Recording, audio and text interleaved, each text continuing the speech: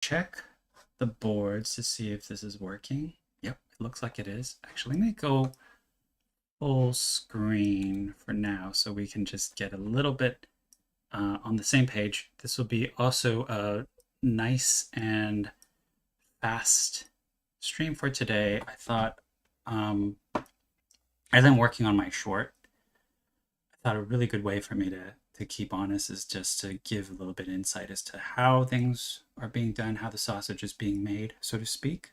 Um, so this is my new short that I'm working on called Lost and Found, and it features two characters of mine.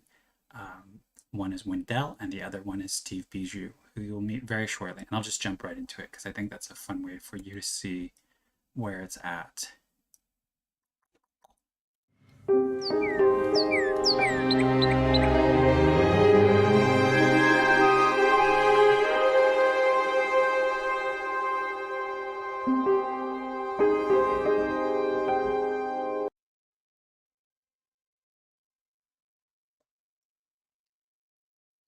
So, oh, I see that Henry and Matt are in the chat. Hey, you two. Thanks a lot for tuning in. I'm going to go right into Blender here because I think this is a nice place to jump right in. Still getting used to OBS Studio. So this is where I'm at right now. I'm going to jump right into Blender here. And as you can see, lots of moving parts. I have various cameras in the scene. So that's something I wanted to talk to really briefly to today is shot composition and thinking about how you sort of craft your story around that and vice versa, like how story, script, emotionality, how that all sort of plays into the type of shots you choose. And I came across a really, actually quite a nice article around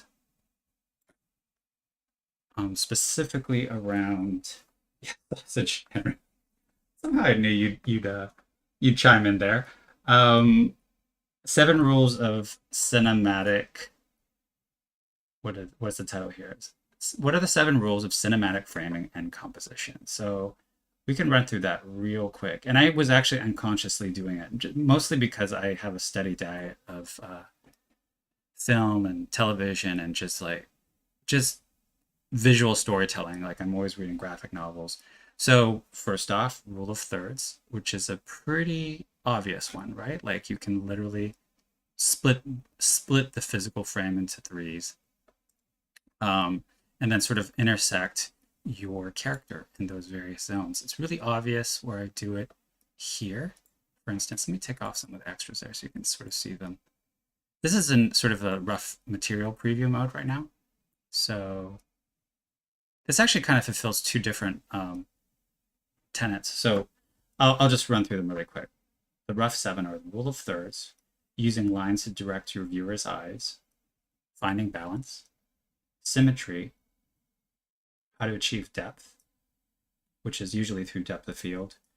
6, which is finding a frame within a frame, which is exactly what you're seeing here. So I'm sort of combining 2 together, which is the rule of thirds. You know, it's right in that area right here, but then also finding a frame within the frame, which sort of just further helps frame your subject up. Then number 7 was subject emphasis, which is really more talking about combining everything together. But that's a really nice little article. If you're just looking for something to kind of help direct your storytelling in a more focused way, what are the 7 rules of cinematic framing and composition on No Film School? So I thought that was pretty nice. Yes, yes, Henry. So I'm going to continue along here. So there is a script, very rough script that goes with it. So you saw that earlier in the piece that I was showing you. In fact, I'll do it one more time so you kind of get a sense of where I'm going. It's all subtitled. I'm not actually voicing it, but it would be fun to do in the future. Let me do that again for y'all.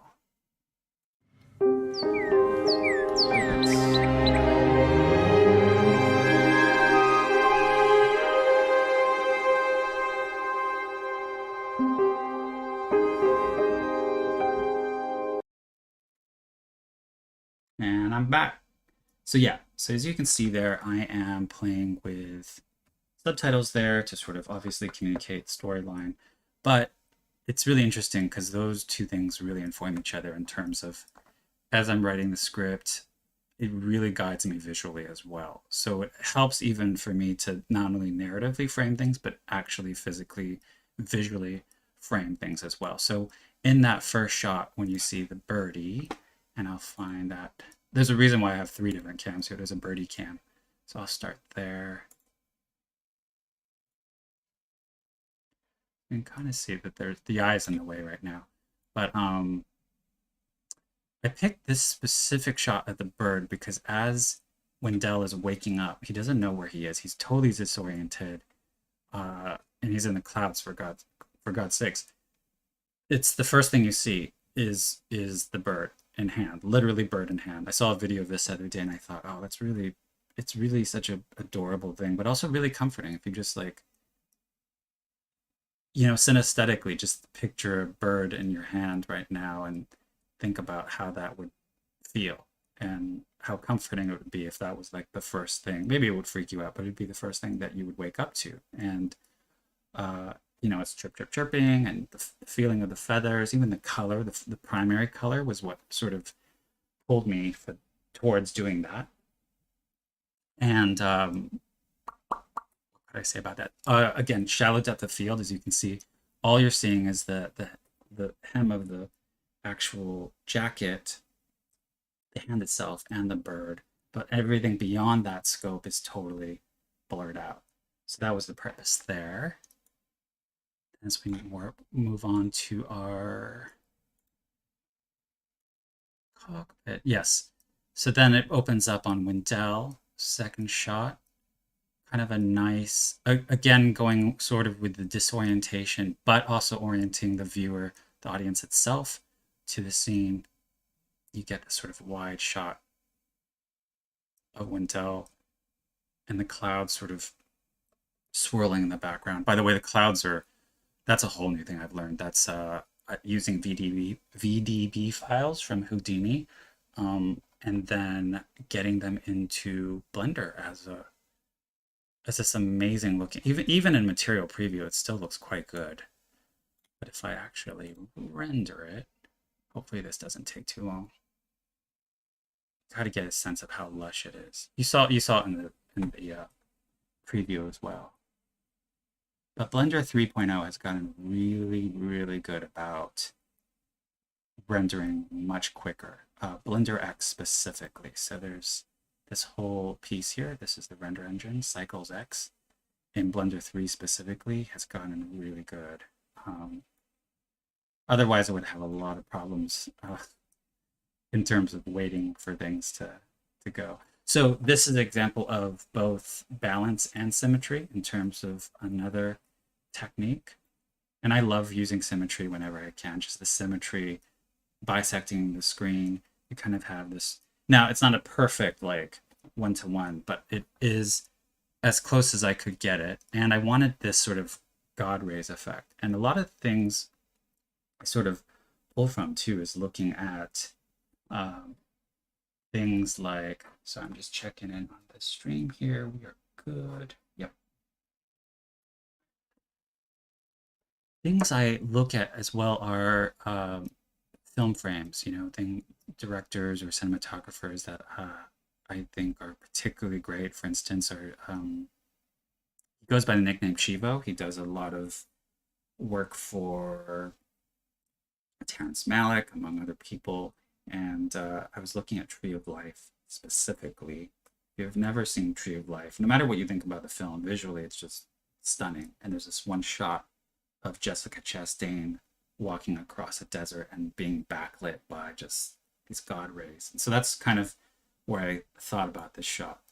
But I also thought about the fact that, in this specific scene, Wendell says, "Where am I?" And so it's just like, he sees the back of his friend, but he's still reorienting himself and coming to consciousness while holding a bird. Put a bird on it. So you don't actually see this camera move, by the way. I'm just cutting to it. And this is the frame within a frame that I was talking about. The Wendell says, "Where am I?" So if Steve Bijou had a voice in here, his voice would be very specific. It's kind of like, it's down in here, it's kind of world weary. So, oh, thank heavens, you're up, Wendell. And that's Yee Yee, your best little alarm clock you could ever find.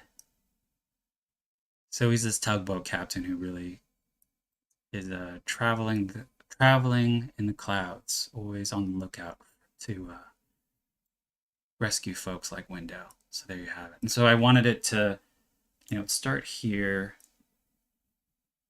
boom, boom, boom, come around, and then you'd also reveal Wendell at the same time. Because really, how I want this short to feel is like a chamber play between. You would think two of them, but it's really actually all three. The bird is to me is also part of the picture. And then Wendell says, Steve Bijou, is that you? Because they know each other. Wendell is an interdimensional being, so he kind of gets around. So Wendell, is that you? So that's a scene you haven't seen yet. And then next, what I'm going to do before I leave is I'm going to frame up the next shot. And the next shot is Steve goes, "The one and only, how are you feeling, my friend?" And that's where we're going to leave off. So let me make sure that this is in the right spot here.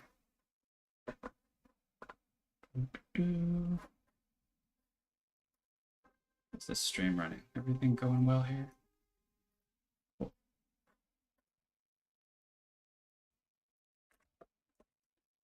So let me check out on the Twitch side of things. I'm using Restream, so it's okay, cool. Facebook is where it's at. Alright, alright.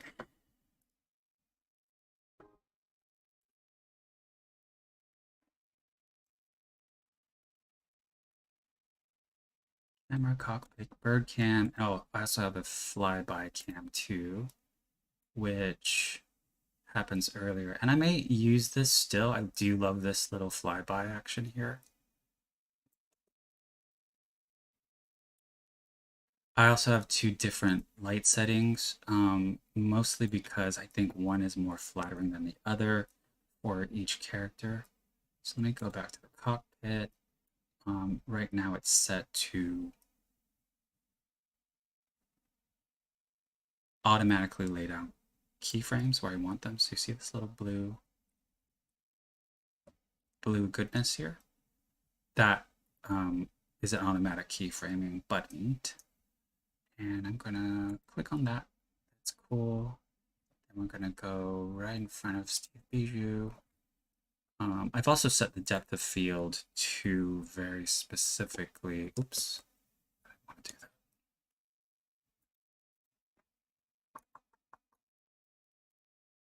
Still getting used to the way the camera moves. There we go.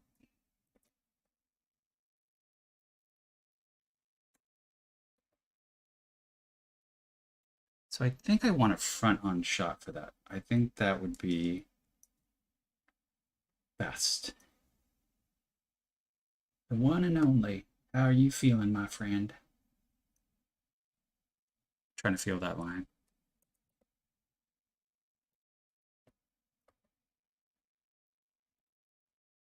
So if I turn the God rays back on here, so the God rays, by the way, they're reacting to, there's back, so if you go back here, you won't see in this material preview mode, you only see it in the cycles mode. But I like it because it just gives everything a bit more atmosphere in general. We gotta move Steve Bijou's head back. Just make sure that this is where it needs to be.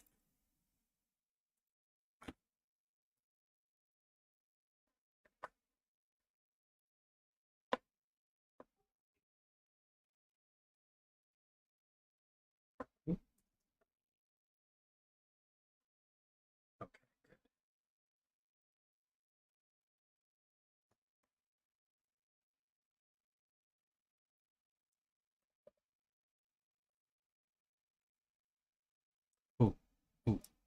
I don't want that. Cool. And let's make sure that this is a little bit more level. We've kind of established that Wendell is mostly on the left side, and Steve is on the right side in terms of dialogue. So I kind of have to stick with that for now, unless I purposely break that for some reason. So you see there, although not there, although not there, and that was very purposeful on my part because I wanted to make sure that they both would reveal in frame. As you can see, Wendell is mostly to the left there. Steve is centered. So it's not something I'm totally going to stick to. It's a rather small space, but it is kind of a hard and fast rule. Again, we can do the frame within frame deal. Let me see here. And then what we're going to do is also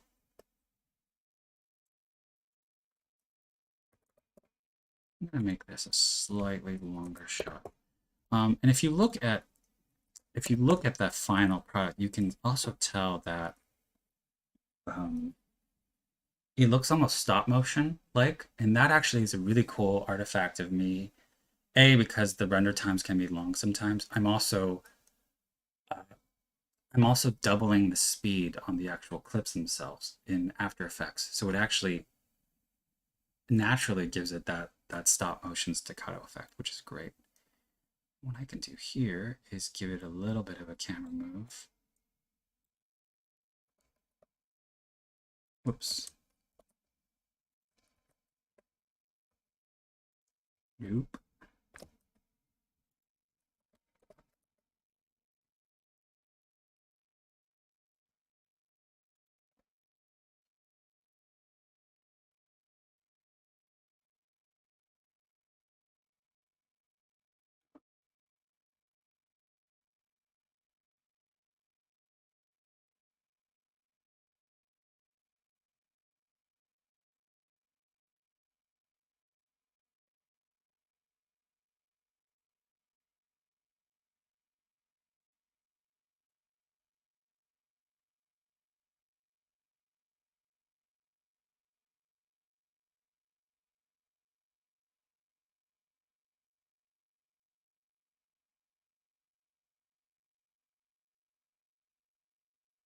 Yeah, that feels pretty good.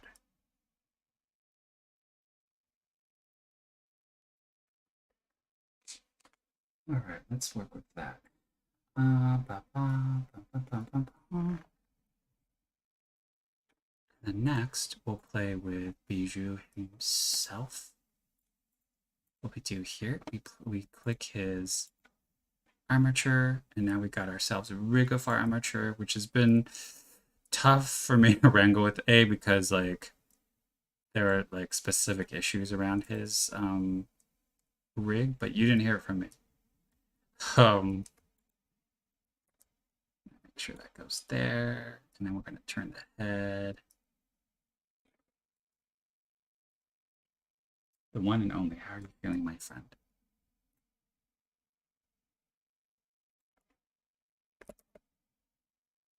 Oh, we don't want to go Exorcist there.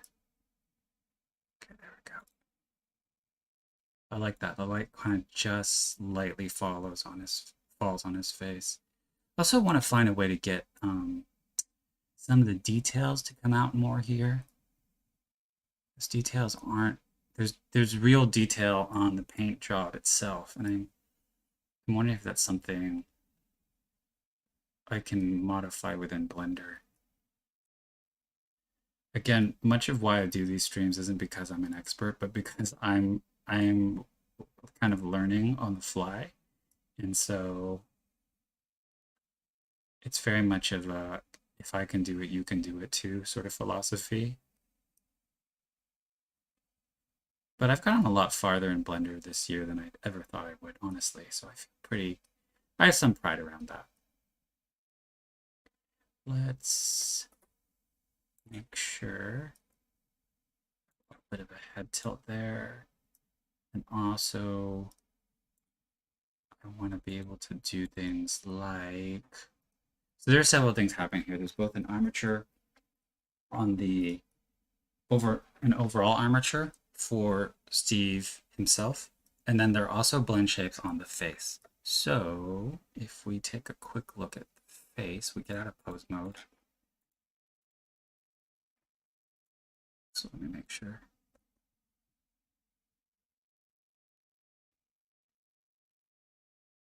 And I'm also, I don't want you to necessarily notice it as an audience member, but I want there to almost be a one-to-one movement with the camera itself. So maybe the neck turns ever so little with the camera. So let me go back to that real quick.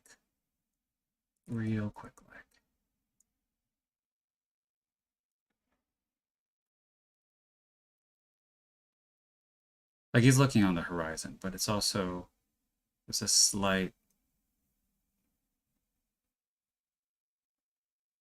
we're not breaking down the fourth wall or anything.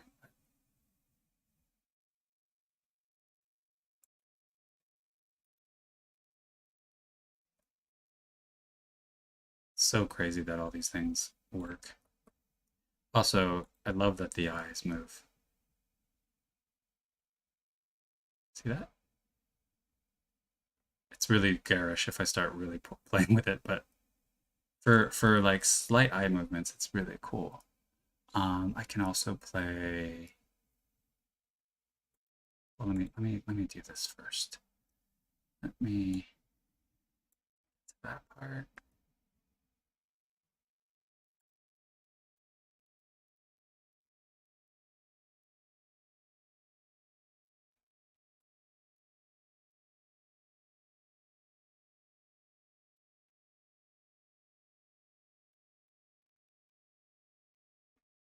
Let's see what that looks like rendered.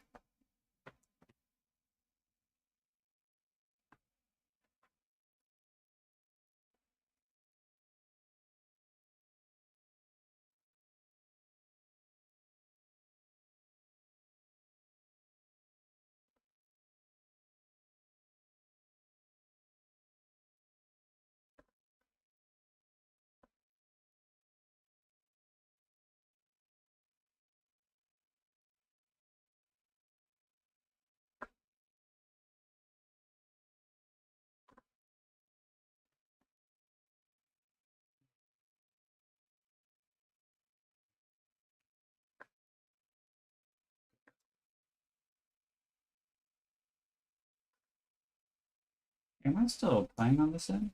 Doesn't look like I'm. Oh no, we're good. Twitch decided to cut me off.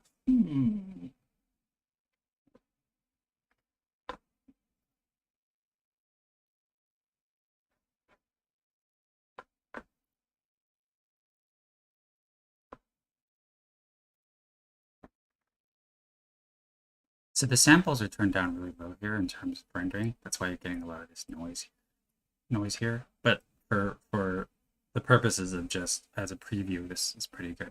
Oh, another thing, I forgot to set the right. This is why it's good to see it in preview mode. Let's go back to object mode. I will find the camera. So you see this depth of field right here. I need to make sure it's on the right person. Oops. On Steve Bishop. So let's see, does that change things at all? And remember, God rays are on. There's a volume in here. If I show you the volume, it's kind of interesting. It really looks like a big box of smoke. Looks all right. It looks all right. In fact, you know what? Let's play with the sun a little bit. So the sun's up, right? Sun's up. Is this the right sun? That's the right sun. Oh, it isn't. Hold up. Let me take this off. See how that changes things a bit. Yeah, I mean, you could spend ages just like playing with renderings and lighting, and so I have to wear a couple different hats. It's getting a little bit dark in here, isn't it? Like that.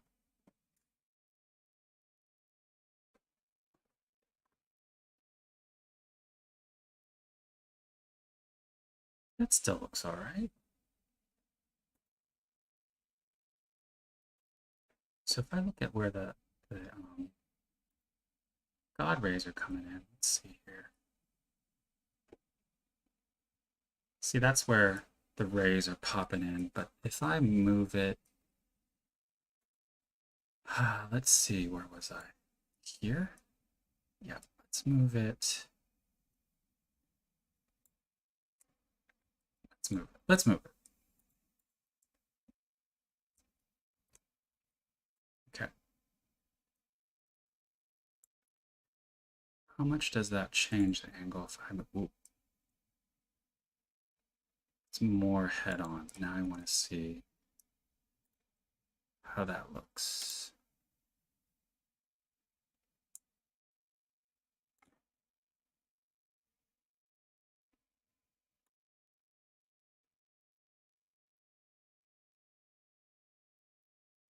And actually, it might be even more interesting if I move the sun itself. That way, it actually looks like the ship is even moving more, if that makes any sense.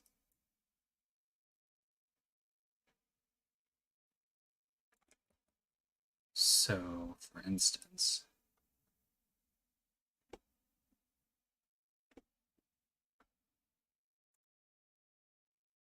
oh, not that, not that, not that.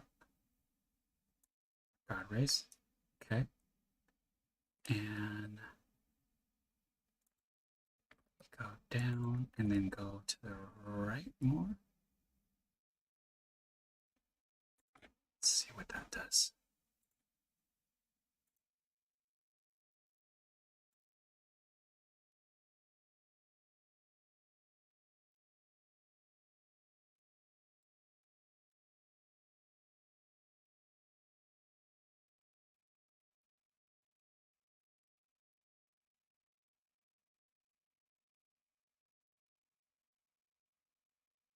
Yeah, I kind of run the risk of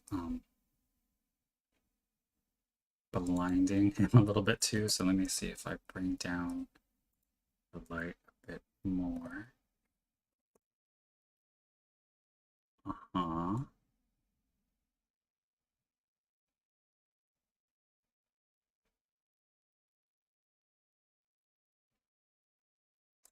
Oh, you know what? I shouldn't have said that yet. 125. Okay, that's great. 125. And then I'll set it to excuse me. Actually, I won't set anything. Let's make sure it stays where it was. 250.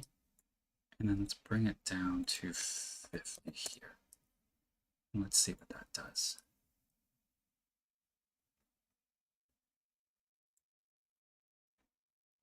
It also makes the clouds, I think it affects the clouds too, so I have to be a little careful of that.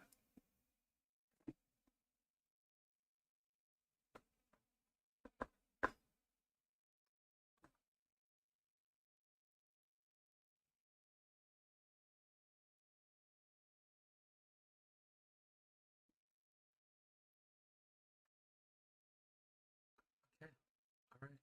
I can deal with that. Although, you know what I would love? I would love to highlight the hat more.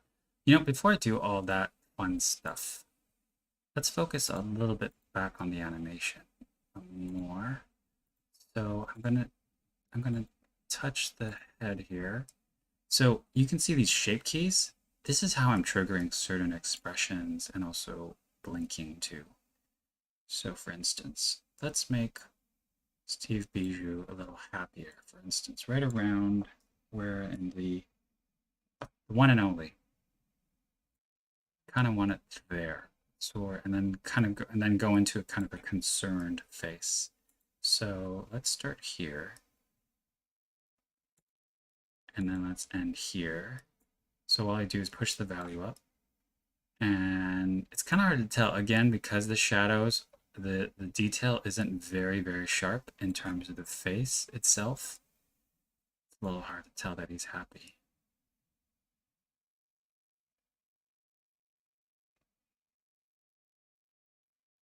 So that's for me to play with shading wise. Shading? No, light wise.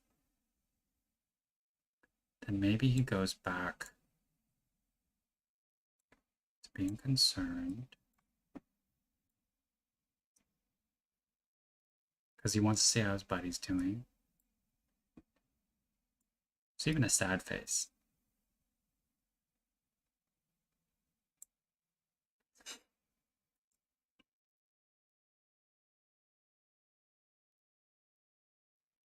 It's got a little photo inside here, by the way, which I haven't put a photo in there yet, but eventually that would be fun to do.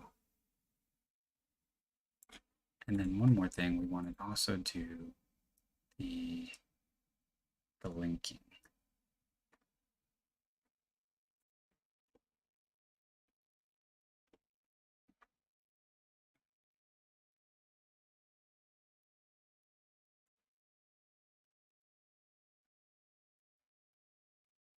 There we go.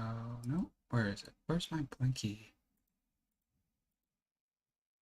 There we have it. Okay. So with that, do this. I actually have a few frames here already. So go back to the camera and